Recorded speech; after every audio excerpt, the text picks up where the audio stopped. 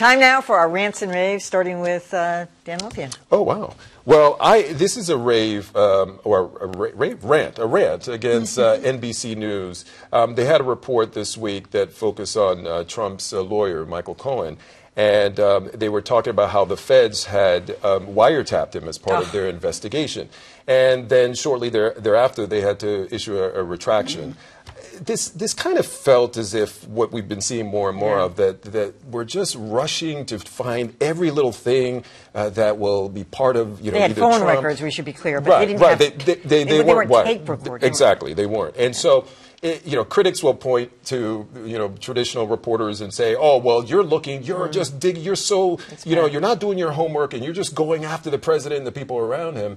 When you have mistakes like this, they are amplified under that kind of So, and the president took quite a bit of advantage of this, saying more fake news.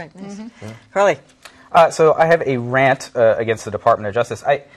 You will find very few more strident defenders of the Department of Justice lately than the mainstream press. And yet,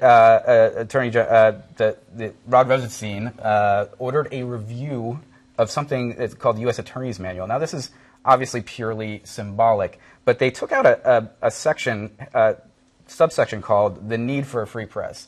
And obviously, in this context, with this administration, nobody sees that as purely accidental or purely just an oversight.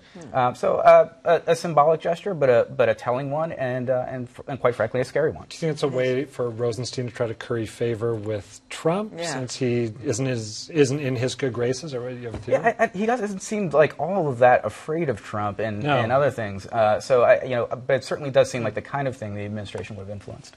Adam. I want to rant about Salem Media Group and what they've done with this website, Red State, which for years has been sort of a go-to source for conservative political commentary of different stripes. That's where Eric Erickson made his name. I think he was the founder. Anyway, Salem a week ago basically purged the site of conservative contributors who were not sufficiently pro-Trump.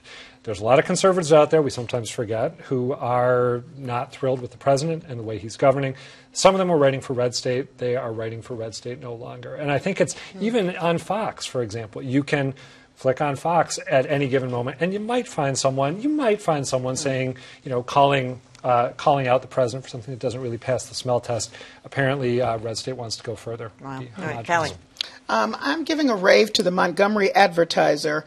They were visited this past week by people from around the globe for the National Memorial for Peace and Justice and the Legacy Museum, which is the one put together by Brian Stevenson about lynchings. And so they used the opportunity, this is the newspaper, to say when it was the real time of these horrible deaths, these murders, we did not report them. Or we reported them in a very ridiculous and vicious way, untrue. And we want to stand now and say that was wrong. Good for them. We hope not to be doing that again. And it's part of, several newspapers have sort of stepped back from their coverage from civil rights time and said the same thing. Closest one to us is Hartford Courant some years ago. So, good. Anyway. All right, well, I have a rave tonight, which is kind of a sad story, but Chuck Plunkett, who was the editorial page editor of the Denver Post, resigned this week. You remember he had that really, front page editorial sort of like taking on the ownership, which is Alden Global Capital, that now owns the Denver Post, and that has just cut the repertorial staff and the editorial staff to the bone, and he had to resign this week. He thought when he first did that editorial that he was taking a risk. Criticizing your management on the front page of the paper is definitely a risky thing to do, and he took the hit for it this week. And I'm giving a rave for him just for standing up on principle, even though he is now without pretty a job. righteous. Yeah, it is.